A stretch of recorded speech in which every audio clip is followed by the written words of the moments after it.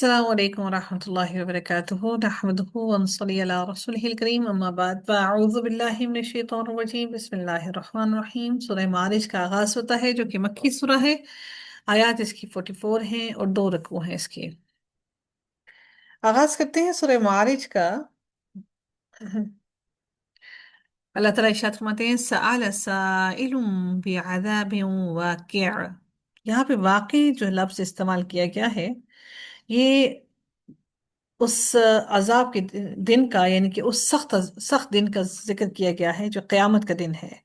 اللہ تعالیٰ فرماتے ہیں ایک سوال کرنے والے نے اس عذاب کا سوال کیا جو واقع ہونے والا ہے، یعنی ایک سوال کرنے والے نے اب اللہ تعالیٰ نبی اکرم صلی اللہ علیہ وآلہ وسلم سے سوال کیا کہ ایک سوال کرنے والے نے اس عذاب کا سوال کیا جو واقع ہونے والا ہے، یعنی جس کی طرف فرشتے چڑھتے ہیں اور وہ جو قیامت کا دن ہے اور وہ سختیوں کا جو دن ہے، واقع ہونے کا دن ہے۔ اور اللہ تعالیٰ نے یہاں پر خاص طور پر فرمایا کہ یہاں پر ایک سوال کرنے والے نے سوال کیا اس عذاب کے دن کے بارے میں۔ اس کے بارے میں نضر بن حارث کہتے ہیں کہ یہ جو تھا یہ نضر بن حارث تھا یا ابو جہل تھا جس نے کہا کہ یہ شخص جنگ بدر میں مارا گیا۔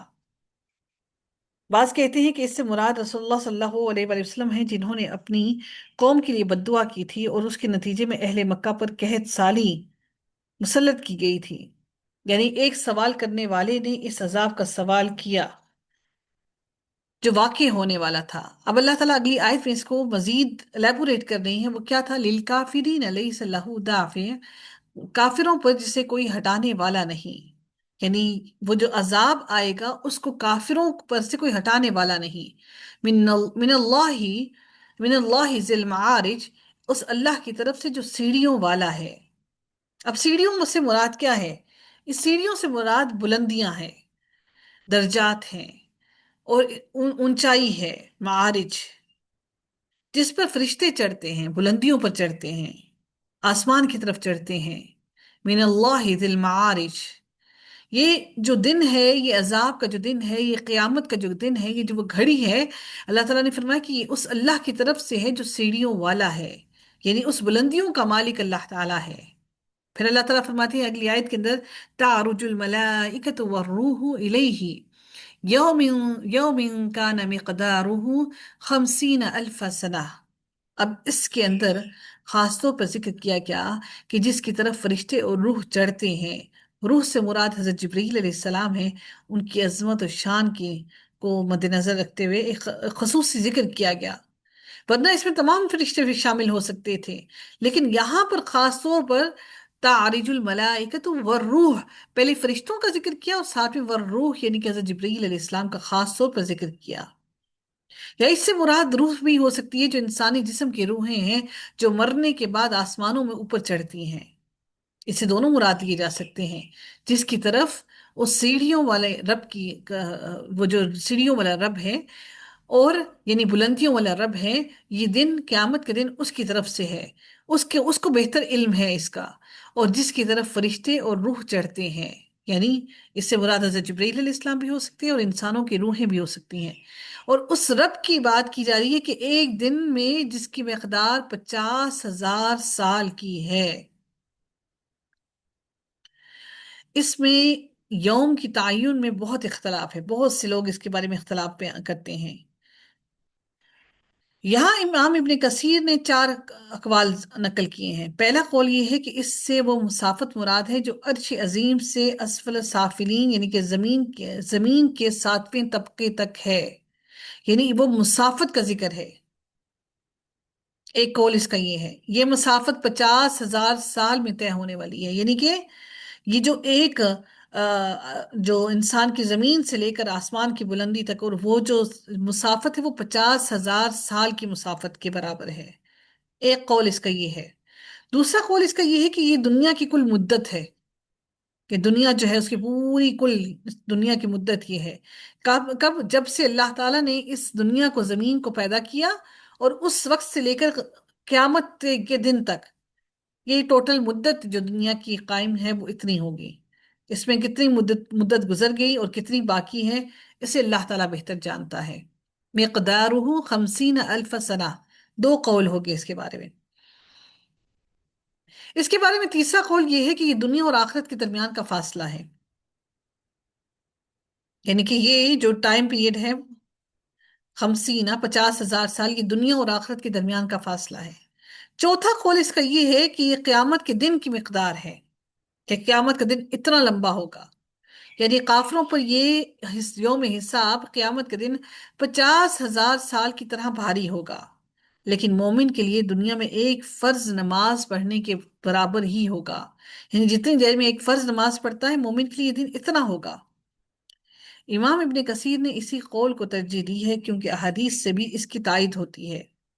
ایک حدیث میں ہے کہ زکوٰۃ ادا نہ کرنے والے کو قیامت والے دن جو عذاب دیا جائے گا اس کی تفصیل بیان فرماتے ہوئے رسول اللہ صلی اللہ علیہ وآلہ وسلم نے فرمایا کہ نبی اکرم صلی اللہ علیہ وآلہ وسلم نے فرمایا کیا، حتی یحکم اللہ بین عبادہ فی یوم کان مقدارہ 50,000 سنۃ مما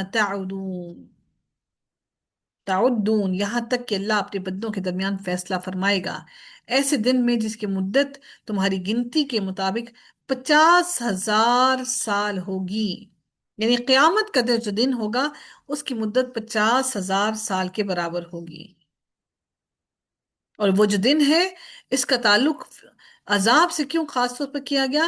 کیونکہ قیامت کے روز اللہ تعالیٰ کے تمام عذاب واقع ہونے والے ہیں، اور یہ وہ دن کافروں پر 50,000 سال کی طرح بھاری ہوگا۔ تعرج الملائکۃ والروح، یہ خود ہی سوال کرتے ہیں قیامت کے واقع ہونے کا کہ کب واقع ہوگی، واقع جس کا تم کہہ رہے ہو یہ آخر کب واقع ہوگی۔ فاصبر صبرا جمیلا، پھر اللہ تعالیٰ فرماتے ہیں بس تو اچھی طرح صبر کر۔ نبی اکرم صلی اللہ علیہ وسلم کو کہنے آپ سے بار بار سوال کریں، سچے ہو تو بتاؤ، دکھاؤ قیامت، لے کر آؤ، سچے ہو دکھاؤ، لاؤ، لے کر آؤ قیامت۔ تو اللہ تعالیٰ فرماتے ہیں کہ اے نبی بس آپ صبر کریں، انہم یرونہ بعیدا، بے شک یہ اس عذاب کو دور سمجھ رہے ہیں، بعید دور سمجھ رہے ہیں، انہم یرونہ بعیدا ونراہ قریبا، بے شک یہ اس عذاب کو دور تو سمجھ رہے ہیں، ہم اسے قریب ہی دیکھتے ہیں، ہم اس قیامت کے دن کو قریب دیکھتے ہیں۔ دور سے مراد ناممکن اور قریب سے اس کا یقینی واقع ہونا ہے، یعنی کافر قیامت کو ناممکن سمجھتے ہیں، بعد کی بعد میں دیکھی جائے گی، اور مسلمانوں کا عقیدہ یہ ہے کہ وہ ضرور آ کر رہے گی اور وہ لازمی آئے گی، اس لیے اللہ فرماتے ہیں اور ہم اسے قریب ہی دیکھتے ہیں، یقینی ہے یہ، یوم تکون السماء کالمہل، جس دن آسمان مثل تیل کے تلچھٹ کے ہو جائے گا، یعنی وہ جو تیل بہت ابلتا ہوا گرم تیل نہ ہوتا ہے نا، اس طرح کا آسمان ہو جائے گا، جیسے میلٹ ہو جانا، جیسے کوئی تانبا، کوئی میٹل میلٹ ہوتی ہے۔ وَتَكُونُ الْجِبَالُ كَالْعِهْنِ، اور پہاڑ مثل رنگین اونٹ اون کے ہو جائیں گے، یعنی دھنی ہوئی روئی، جو جب روئی کو دھنا جاتا ہے نا، ویسے جب اکٹھی ہوتی ہے تو روئی بھاری ہوتی ہے، جب دھنا جاتا ہے تو وہ اوپر اڑتی ہے، ہلکی سی ہوا سے بھی اڑتی ہے، تو پہاڑ مثل رنگین اون کے ہو جائیں گے۔ وَلَا يَسْأَلُ حَمِيمٌ حَمِيمًا، اللہ تعالیٰ پھر فرماتے ہیں اور کوئی دوست کسی دوست کو نہ پوچھے گا، یسألو سوال نہیں کرے گا، حمیم حمیما، کوئی دوست کسی دوسرے دوست کا سوال نہیں کرے گا، یبصرونہم یود المجرم لو یفتدی من عذاب یومئذ ببنیہ، اللہ تعالیٰ فرماتے ہیں حالانکہ ایک دوسرے کو دکھا دیے جائیں گے، یعنی ایک دوسرے کو دکھا دیے جائیں گے، ایک دوسرے کو دیکھ رہے ہوں گے، ایک دوسرے کا تعارف و شناخت سب کچھ ہوگا، لیکن ہر ایک کو اپنی اپنی پڑی ہوگی۔ دنیا میں تو دوستیاں بڑی پالتے ہیں نا ہم، روز قیامت کوئی دوست کسی دوسرے دوست کا سوال نہیں کرے گا، کوئی نہیں پوچھے گا۔ یبصرونہم یود المجرم لو یفتدی من عذاب یومئذ ببنیہ، گناہگار اس دن کے عذاب کے بدلے فدیے میں اپنے بیٹوں کو، بنی اپنے بیٹوں کو، وصاحبتہ اپنی بیوی کو، وأخی اور اپنے بھائی کو، وفصیلتہ التی تؤوی اور اپنے کنبے کا جو اسے پناہ دیتا تھا، وفصیلتہ التی تؤوی، جو اس کو پناہ دیتا تھا، اس کے کنبے کا بندہ، ومن فی الارض جمیعا، اور جو کچھ بھی زمین میں ہے، روئے زمین کے اندر جو کچھ بھی ہے، اور روئے زمین کے سب لوگوں کو دینا چاہے گا۔ کیوں دینا چاہے گا؟ ثم یونجی، تاکہ اس کو نجات مل جائے۔ سب سے پہلے کس کو دے گا؟ اپنے بیٹوں کو، پھر بیوی کو، پھر بھائی کو، اپنے کنبے کے ہر ہر انسان کو جو زمین میں اس کو پناہ دیتا تھا، سب کو اللہ کے آگے حاضر کر دے گا کہ اللہ تو اس کو لے لے، تو اس کو لے لے، تو اس کو لے لے، مجھے بچا لے۔ ثم ینجی، تاکہ اس کو نجات مل جائے۔ کلا، اللہ تعالیٰ فرماتے ہیں کلا، مگر ہرگز یہ نہ ہوگا، انہا لظا، یقیناً وہ شعلہ والی آگ ہے، یعنی اس سے یہ تمام عزیز و اقارب جو بھی وہ فدیے میں دینا چاہے گا وہ قبول نہیں کیا جائے گا، یعنی وہ جہنم کی شدت کی حرارت کی اس آگ میں داخل کیا جائے گا، اس سے کچھ قبول نہیں کیا جائے گا۔ وہ آگ کیا ہے؟ اب اللہ تعالیٰ اس آگ کو لیبوریٹ کر رہے ہیں، نزاعت للشوا، جو منہ اور سر کی کھال کھینچ لانے والی ہے، یعنی گوشت اور کھال کو جلا کر راکھ کر دے گی۔ انسان صرف ہڈیوں کا ڈھانچہ رہ جائے گا، لیکن اللہ تعالیٰ اس پر پھر سے کھال چڑھا دے گا، وہ کھال کئی گنا موٹی ہوگی۔ تدعو من ادبر وتولى، وہ ہر اس شخص کو پکارے گی جو پیچھے ہٹتا اور منہ موڑتا ہے۔ کس سے؟ اللہ تعالیٰ سے منہ موڑتا ہے۔ وجمع فأوعى، اور جمع کر کے سنبھال رکھتا ہے، یعنی جو دنیا میں حق سے پیٹ پھیرتا اور منہ موڑتا تھا اور مال جمع کر کے خزانوں میں جمع کر کر کے اپنی تجوریوں میں رکھتا تھا، اسے اللہ کی راہ میں خرچ نہیں کرتا تھا اور نہ ہی زکوٰۃ دیتا تھا، اللہ تعالیٰ جہنم کو قوت گویائی عطا کریں گے۔ جہنم بولے گی اور جہنم کیا کرے گی؟ خود ایسے لوگوں کو پکارے گی جن پر ان کے عملوں کی پاداش میں جہنم واجب ہو گئی، جنہوں نے ایسے کام کیے جن پر جہنم کو واجب کر دیا گیا۔ بعض کہتے ہیں پکارنے والے تو فرشتے ہی ہوں گے، اسے منسوب جہنم کی طرف کر دیا گیا ہے۔ بعض کہتے ہیں کوئی نہیں پکارے گا، یہ صرف اور صرف ایک مثال کے طور پر بیان کیا گیا ہے۔ بہرحال ان افراد کا ٹھکانہ جہنم ہوگا۔ نزاعت للشوا، جو ان کے چہروں کو، ان کی کھالوں کو جلا کر راکھ کر دے گی۔ تدعو من ادبر وتولا، وہ ہر اس شخص کو پکارے گی جو پیچھے ہٹتا اور منہ موڑتا ہے، جو دنیا میں منہ موڑتا رہا، ہر اس شخص کو جہنم پکارے گی۔ وجمع فاوعى، اور جمع کر کے سنبھال رکھتا رہا، کیا؟ اپنا مال سنبھال کر رکھتا رہا۔ اللہ تعالیٰ پھر فرماتے ہیں ان الانسان خلق حلوعا، بے شک انسان بڑے کچے دل والا بنایا گیا ہے، یعنی کس طرح سے؟ وہ سخت حریص ہے، اور وہ کیا ہے؟ انسان کیا ہے؟ انسان ایسا ہے کہ اس میں کیا ہے؟ کچے دل والا سے مراد کیا ہے؟ کہ ایسا شخص جو بخیل اور دنیا کے لیے حریص ہے، اس کا دنیا کے لیے دل بہت جلدی للچاتا ہے۔ ان الانسان خلق، بنایا گیا، حلوعا، کچے دل والا، دنیا کی رغبتوں کے لیے اس کا دل بہت جلدی للچاتا ہے۔ آپ کو دنیا کی چیز دیکھیں نا کسی کے گھر پہ، فوراً دل کرتا ہے کہ میرے گھر میں بھی یہ چیز ہو، فوراً دل پھسل جاتا ہے۔ اذا مسہ الشر جزوعا، جب اسے مصیبت پہنچتی ہے تو ہڑبڑا اٹھتا ہے، جزوعا، جیسے ہی مصیبت پہنچتی ہے تو ہڑبڑانے لگتا ہے۔ وَإِذَا مَسَّهُ الْخَيْرُ مَنُوعًا، اور جب راحت ملتی ہے تو بخل کرتا ہے، منوعا، منع کرنے لگتا ہے کہ میں نے کوئی اللہ کی راہ میں خرچ نہیں کرنا۔ إِلَّا الْمُصَلِّينَ، مگر وہ نمازی، الَّذِينَ هُمْ عَلَى صَلَاتِهِمْ دَائِمُونَ، جو اپنی نماز پر ہمیشگی کرنے والے ہیں، جو ہمیشہ اپنی نمازوں پر نمازوں کو پڑھتے ہیں، وقت پر ادا کرتے ہیں۔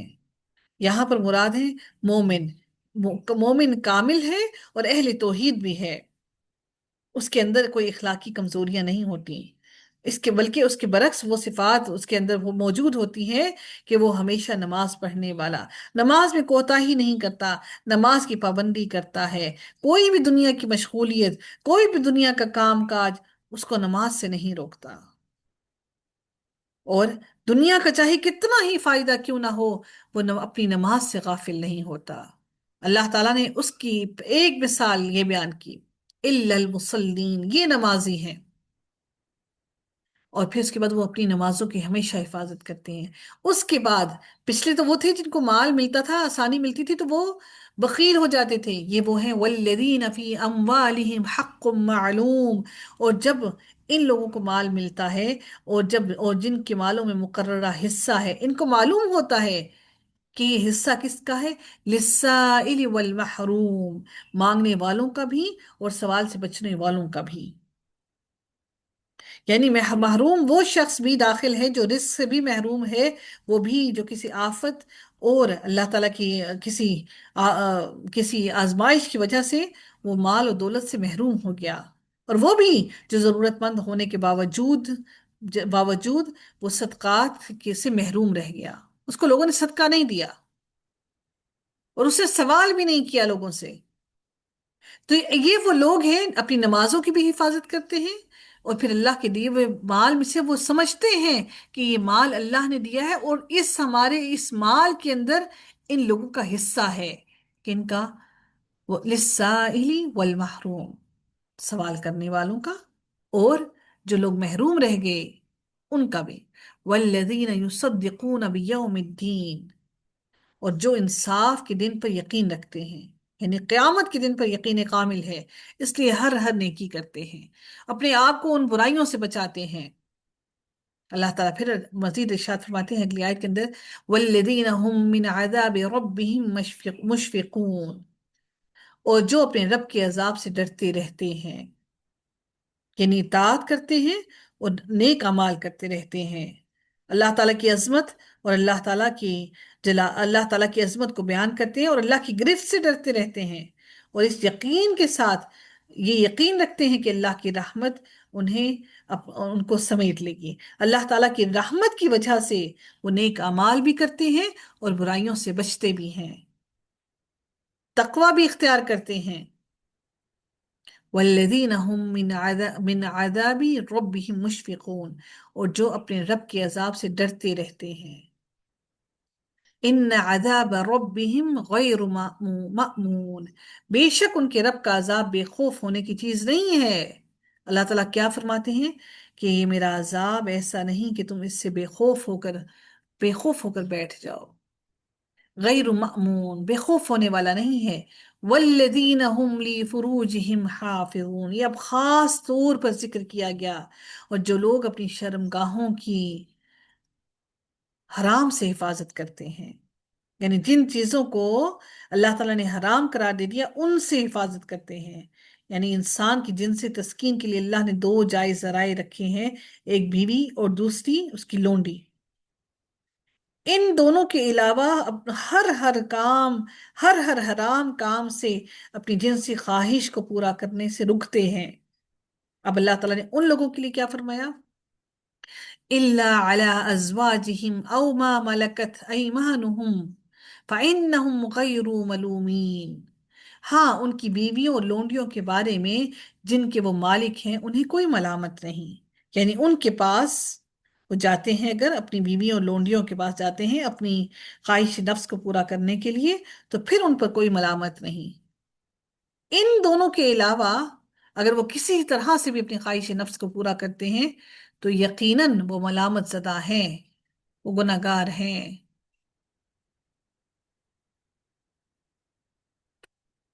فَمَنِ ابْتَغَىٰ وَرَاءَ ذَلِكَ فَأُولَٰئِكَ هُمُ الْعَادُونَ، اب جو کوئی اس کے علاوہ راہ ڈھونڈے گا تو ایسے لوگ حد سے گزر جانے والے ہوں گے، یعنی اس کے علاوہ کوئی اور راہ ڈھونڈے گا، جو اللہ نے راہیں بتا دی اس کے علاوہ کوئی اور اگر راہ ڈھونڈے گا تو یقیناً اللہ تعالیٰ فرماتے ہیں کہ یہ حد سے گزر جانے والے ہیں۔ فَمَنِ ابْتَغَىٰ وَرَاءَ ذَلِكَ فَأُولَٰئِكَ هُمُ الْعَادُونَ، اور جو اپنی مانتوں کا اور اپنے قول و قرار کا پاس رکھتے ہیں، امانتوں کو بھی اور اپنے عہد کو بھی پورا کرتے ہیں، آہدون عہد کو پورا کرنے والے ہیں، نہ امانتوں میں خیانت کرتے ہیں، نہ عہد کو توڑتے ہیں۔ اب ان لوگوں کا ذکر کر رہے ہیں کہ اللہ تعالیٰ ان کے لیے کیا فرما رہے ہیں، والذین هم لآماناتهم وعہدہم راعون، یعنی یہ جو لوگ ہیں جو اپنی امانتوں اور اپنے قول و قرار کا پاس رکھتے ہیں، اللہ تعالیٰ ان کے بعد ان کے لیے کیا فرماتے ہیں؟ اب اگلی اگلی آیت کن لوگوں کے بارے میں ہے؟ والذین هم بشہاداتہم قائمون، اور جو اپنی گواہیوں پر سیدھے اور قائم رہتے ہیں، پھر وہ احساس نہیں کرتے کہ کوئی ان کو نقصان پہنچائے، حق اور سچ پر گواہی پکی دیتے ہیں۔ پہلے اللہ تعالیٰ نے ان لوگوں کا ذکر کیا جو جہنمی ہے، اس کے بعد اللہ تعالیٰ نے ایک ایک صفت الگ الگ بیان کی۔ سب سے پہلے نمازی ہونے کی، نماز کو پر وقت پڑھنے کی، پھر اللہ کے دیے ہوئے مال میں سے سائلین اور محروم لوگوں کو دینے کی، پھر اللہ تعالیٰ نے اس کے بعد اللہ تعالیٰ سے ڈرنے والوں کی جو ہر وقت اللہ سے ڈرتے ہیں، اس کے بعد پھر اللہ تعالیٰ نے شرمگاہوں کی حفاظت کرنے والے کی، پھر اس کے بعد اللہ تعالیٰ نے فرمایا ان لوگوں کے بارے میں جو امانتوں کو سنبھال کر رکھتے ہیں اور جو عہد ہے ان کو پورا کرتے ہیں۔ اب اللہ تعالیٰ نے اگلی آیت میں مزید ارشاد فرمایا گواہی دینے والوں کو جو اپنی گواہیوں پر قائم ہیں۔ اس کے بعد اللہ نے فرمایا والذین هم علی صلاتهم یحافظون، وہ جو اپنی نمازوں کی حفاظت کرتے ہیں۔ حفاظت کرنا کیا ہے؟ ہر چیز سے حفاظت کرنا، کہیں وہ مس نہ ہو جائے، کہیں وہ کہیں وہ گم نہ ہو جائے، کہیں نماز ضائع نہ ہو جائے۔ اب اللہ تعالیٰ نے یہ ساری بیان کرنے کے بعد کیا فرمائی؟ یہ کون لوگ ہیں؟ اولئک فی جنات مکرمون، یہی لوگ جنتوں میں عزت والے ہوں گے، اللہ تعالیٰ ان کو عزتیں عطا کرے گا، یہی وہ لوگ ہیں جو جنت میں عزتوں والے ہوں گے۔ اللہ تعالیٰ ہمیں بھی اس جنت کا مکین بنائے، اللہ ہمیں بھی وہ عزت عطا فرمائے۔ فَمَالِ الَّذِينَ كَفَرُوا قِبَلَكَ مُهْطِعِينَ، اللہ تعالیٰ فرماتے ہیں پس کافروں کو کیا ہو گیا ہے کہ وہ تیری طرف دوڑتے آتے ہیں، یعنی کافروں کو کیا ہو گیا ہے کہ وہ تیری طرف دوڑتے ہوئے آتے ہیں، عَنِ الْيَمِينِ وَعَنِ الشِّمَالِ عِزِينَ، دائیں اور بائیں سے گروہ کے گروہ بن کر آتے ہیں۔ یہ نبی اکرم صلی اللہ علیہ وسلم کے زمانے کے کفار کا ذکر ہے کہ وہ آپ کی مجلس میں دوڑے دوڑے آتے، لیکن آپ صلی اللہ علیہ وسلم کی باتیں سن کر عمل کرنے کی بجائے ان کا مذاق اڑاتے اور ٹولیوں میں بٹ جاتے اور دعویٰ یہ کرتے کہ اگر مسلمان جنت میں گئے تو ہم ان سے پہلے جنت میں جائیں گے۔ اللہ تعالیٰ نے اگلی آیت میں ان کے اس باطل رویے کی اور باطل بات کی تردید کر دی۔ کیا فرمایا؟ اَيَطْمَعُ كُلُّ امْرِئٍ مِّنْهُمْ أَن يُدْخَلَ جَنَّةَ نَعِيمٍ، کیا ان میں سے ہر ایک کی توقع یہ ہے کہ وہ نعمتوں والی جنت میں داخل کیا جائے گا؟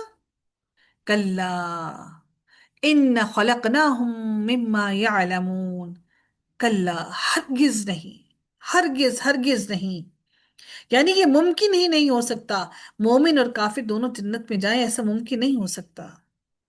ہم نے انہیں اس چیز سے پیدا کیا جسے وہ جانتے ہیں، یعنی کس سے پیدا کیا اللہ تعالیٰ نے انسان کو؟ اللہ تعالیٰ فرماتے ہیں کہ ایسا ہرگز ممکن نہیں کہ وہ جنت میں داخل ہوں۔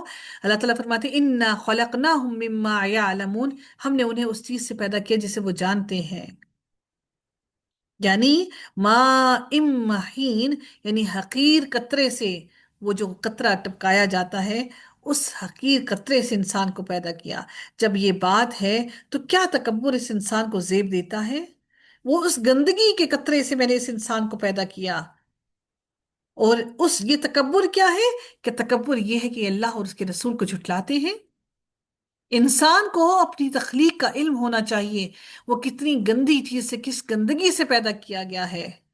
اس لیے اللہ نے فرمایا کہ ایک تو بات نہیں سنتے، اوپر سے جنت کے مکین ہونے کا وہ انتظار میں ہے کہ وہ جنت کے مکین بن جائیں گے۔ اس سے بڑھ کر اللہ تعالیٰ نے کیا فرما دیا ان لوگوں کے بارے میں کہ یہ لوگ یہ بھی جانتے ہیں کہ اللہ نے ان کو کس حقیر چیز سے پیدا کیا۔ فلا اقسم برب المشارق والمغارب انا لقادرون، پس مجھے قسم ہے مشرقوں اور مغربوں کی، ہر روز سورج ایک الگ جگہ سے نکلتا اور الگ مغرب میں غروب ہوتا ہے، اس لحاظ سے مشرق بھی بہت ہیں اور مغرب بھی بہت۔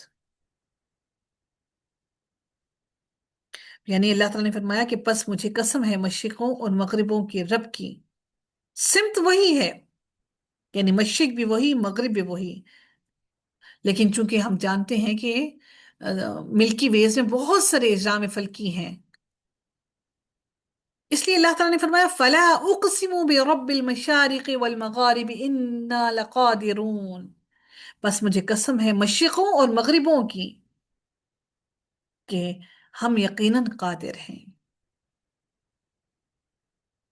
علی ان نبدل خیرا منہم وما نحن بمسبوقین۔ اللہ تعالیٰ پھر فرماتے ہیں اس آیت کے اندر کہ اس پر کہ ان کے عوض ان سے اچھے لوگ لے آئیں، یعنی ان لوگوں کے عوض یہ جو لوگ موجود ہیں، یہ جو مخلوق ہے، ہم اس پر پوری طرح سے قادر ہیں، علی ان نبدل کہ ہم بدل دیں ان کو خیرا منہم خیر سے، اچھے لوگوں سے۔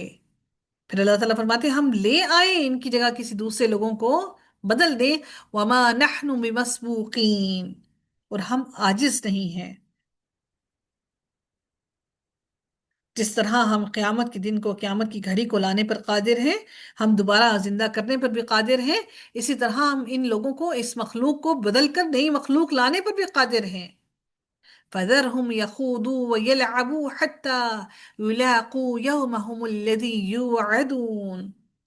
پھر اللہ تعالیٰ فرماتے ہیں بس تو انہیں جھگڑتا کھیلتا چھوڑ دے، اے نبی آپ ان کو چھوڑ دیں، لڑتا جھگڑتا کھیلتا کودتا ہوا، یخوضوا ویلعبوا حتی یلاقوا یومہم، حتیٰ کہ یہاں تک کہ وہ دن آ جائے، الذی یوعدون جس کا ان سے وعدہ کیا جاتا ہے، یعنی وہ قیامت کا دن آ جائے، اس دن تک ان کو چھوڑ دیں۔ یوم یخرجون من الاجداث سراعا سراعا کأنہم الی نصب یوفضون، جس دن یہ قبروں سے دوڑتے ہوئے نکلیں گے گویا کہ وہ کسی جس جگہ کی طرف تیز تیز جا رہے ہیں۔ اجداث جمع ہے جدثن کی، جس کے معنی قبر ہے۔ نصبن، نصبن یعنی جہاں بتوں کے نام پر جانور ذبح کیے جاتے ہیں، نصبن جو ہے نا، یہ وہ آستانے، وہ جگہ ہیں جہاں پر بتوں کے نام پر جانوروں کو ذبح کیا جاتا تھا، اور بتوں کے معنی میں بھی یہ لفظ استعمال کیا جاتا ہے۔ یہاں پر اس کے معنی ہے بتوں کے پجاری، جب سورج طلوع ہوتا تو نہایت تیزی سے اپنے بتوں کی طرف دوڑتے ہوئے آتے کہ کون سب سے پہلے ان بتوں کو وہ جا کر بوسا دے گا۔ بعض اسے یہاں پر علم ان کے معنی میں لیتے ہیں، جس طرح میدان جنگ میں فوجی اپنا علم جو ہے جھنڈے کی طرف دوڑتے ہیں، اسی طرح قیامت والے دن قبروں سے نہایت ہی بجلی کی رفتار سے دوڑتے ہوئے نکل کر دوڑیں گے قبر سے۔ اللہ تعالیٰ نے اسی لیے فرمایا جس دن یہ قبروں سے دوڑتے ہوئے نکلیں گے گویا کہ وہ کسی جگہ کی طرف تیز تیز جا رہے ہیں، میدان محشر کی طرف بھاگ بھاگ کر ہر کوئی پہنچے گا۔ یوم یخرجون من الاجداث سراعا کأنہم الی نصب یوفضون خاشعة ابصارهم ترہقهم ذلہ، ان کی آنکھیں جھکی ہوئی ہوں گی، جس طرح مجرموں کی آنکھیں جھکی ہوئی ہوتی ہیں، کیونکہ ہر انسان کو اپنے اپنے عمل کا بہترین پتا ہوگا۔ خاشعاتن ابصارهم ترہقهم ذلہ، ان پر ذلت چھا رہی ہوگی۔ خاشعاتن ابصارهم، نگاہیں جھکی ہوئی ہوں گی، ترحقهم ذلہ، اور چھا رہی ہوگی ان پر ذلت۔ کیوں چھا رہی ہوگی؟ یعنی سخت ذلت انہیں اپنی لپیٹ میں لے رہی ہوگی، ان کے چہرے خوف کے مارے سیاہ ہو جائیں گے۔ اللہ تعالیٰ فرماتے ہیں ذَلِكَ الْيَوْمُ الَّذِي كَانُوا يُوعَدُونَ، یہ ہے وہ دن جس کا ان سے وعدہ کیا جاتا تھا، یہ ہے وہ دن جس کا رسولوں کی زبان سے اللہ تعالیٰ کی کتابوں میں بار بار جس دن کے بارے میں ان کو کہا جاتا تھا، یہ ہے وہ دن جس دن کا ان سے وعدہ کیا جاتا تھا۔ آج وہ دن ان پر آ گیا، آج اس دن کی سختیاں ان سب پر آ گئیں، آج اس دن کو کوئی جھٹلانے والا نہیں، آج اس دن سے کوئی بھاگنے والا نہیں۔